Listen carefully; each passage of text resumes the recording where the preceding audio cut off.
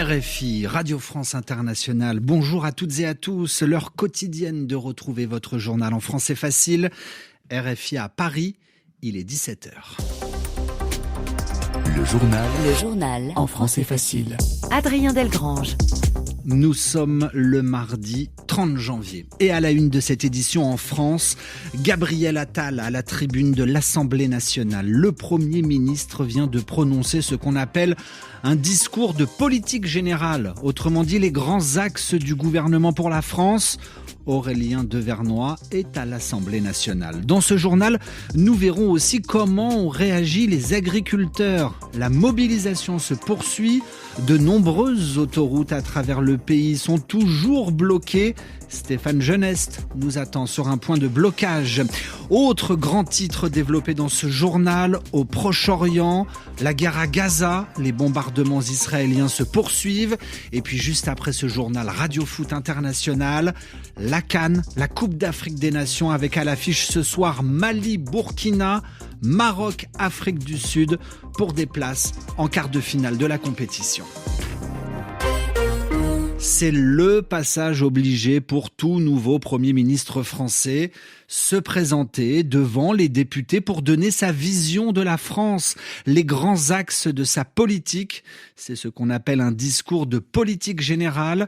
Gabriel Attal vient de se prêter à l'exercice pendant près d'une heure et demie.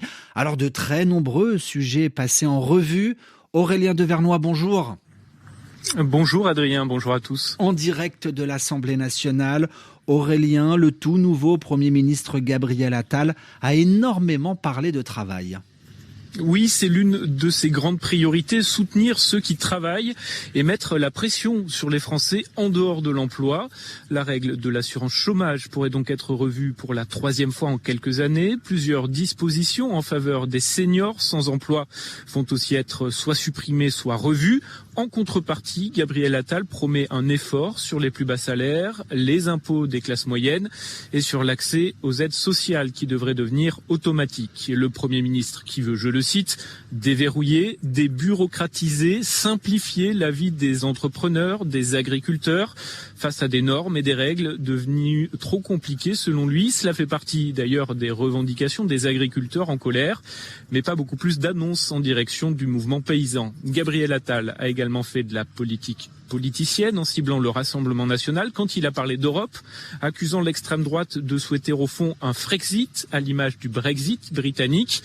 Il a en revanche caressé la droite dans le sens du poil en annonçant un assouplissement des règles d'habitat social dans les villes, une vieille revendication des Républicains.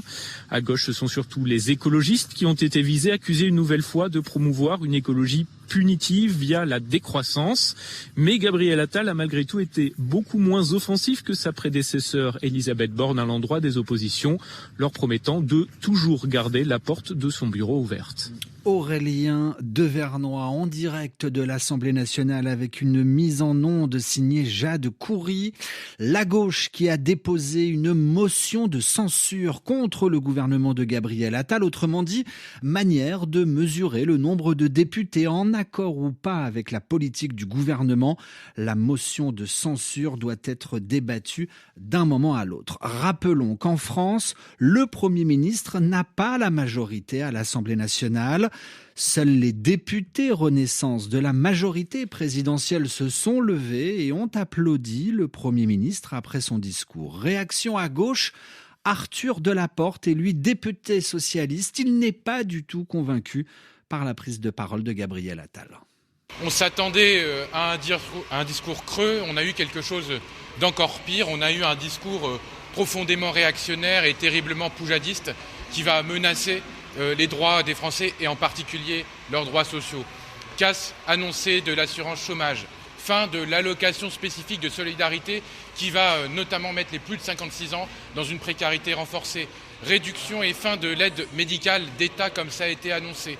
Vous avez finalement dans ce discours un certain nombre de mesures qui sont d'une violence sociale inouïe. Les agriculteurs français ont particulièrement été attentifs au discours de Gabriel Attal. Nous sommes à présent avec Stéphane Geneste, reporter d'RFI sur l'autoroute A4. Stéphane, vous êtes sur un point de blocage auprès des agriculteurs à Jossigny. C'est à 40 km à l'est de Paris. Ils ne sont pas convaincus, ils en attendaient plus, Stéphane.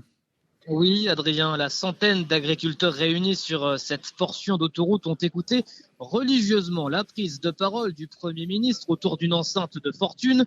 Et à peine Gabriel Attal avait terminé que l'on voyait les visages déconfits des participants. Réaction d'Alain, béret sur la tête, bottes boueuses aux pieds. Il n'attendait rien, mais il est quand même déçu. Tous attendaient des mesures fortes, des annonces et surtout un pas du gouvernement vers eux. Mais ils s'en désolent. Ici, à Jossigny, ce n'est pas le cas.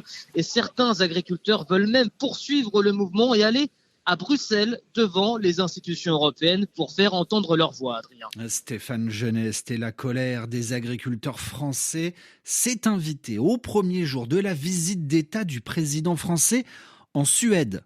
Ce serait de la facilité de tout mettre sur le dos de l'Europe, a dit Emmanuel Macron lors d'une conférence de presse avec le Premier ministre suédois, précisant que sans PAC, sans politique agricole commune, nos agriculteurs n'auraient pas de revenus et ne pourraient pas vivre avec cet argent. La PAC, pour rappel, organise la concurrence et régule les aides agricoles au niveau européen. Le journal en français facile.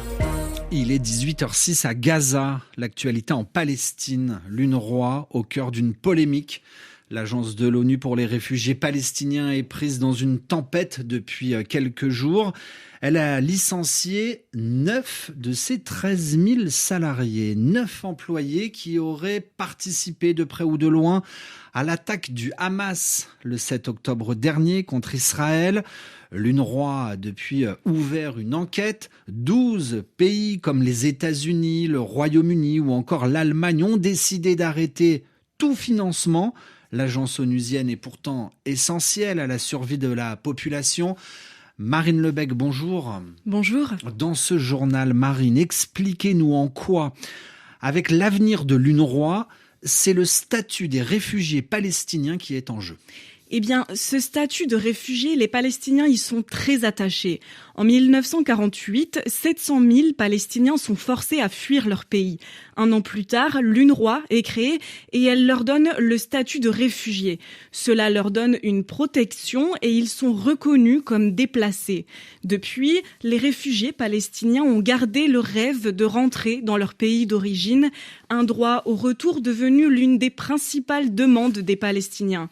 Un rêve aussi entretenu par leur pays d'accueil. La plupart de ces pays n'a pas accordé la nationalité aux réfugiés de 1948 ni à leurs descendants et ne veulent pas les voir s'installer de façon définitive sur le territoire.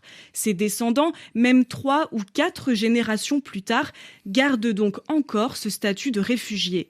Mais si ces Palestiniens rentraient dans leur pays d'origine, la population juive se retrouverait en minorité et ça, Israël ne l'envisage pas. Le pays souhaite au contraire que ces Palestiniens soient intégrés dans leur pays d'accueil et ne soient plus considérés comme réfugiés, un statut aujourd'hui garanti par l'UNRWA.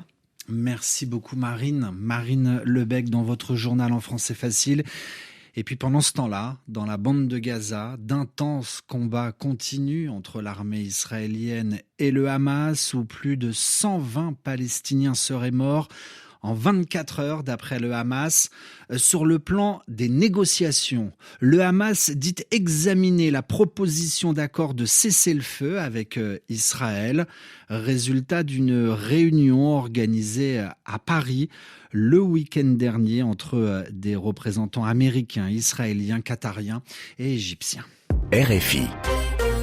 L'actualité sportive dominée par la Coupe d'Afrique des Nations, nous parlons football. Après les qualifications hier des Ivoiriens qui ont battu les Sénégalais, mais aussi les Cap-Verdiens qui ont battu les Mauritaniens, On attend dans moins d'une heure une autre belle affiche, le Mali contre le Burkina Faso. Et puis un petit peu plus tard dans la soirée, favori de la compétition, les Marocains affrontent l'Afrique du Sud à 20h, temps universel. 2 matchs retransmis en direct sur les antennes africaines de Radio France Internationale. C'est la fin de ce journal. Merci à tous de l'avoir écouté. À demain pour une nouvelle édition.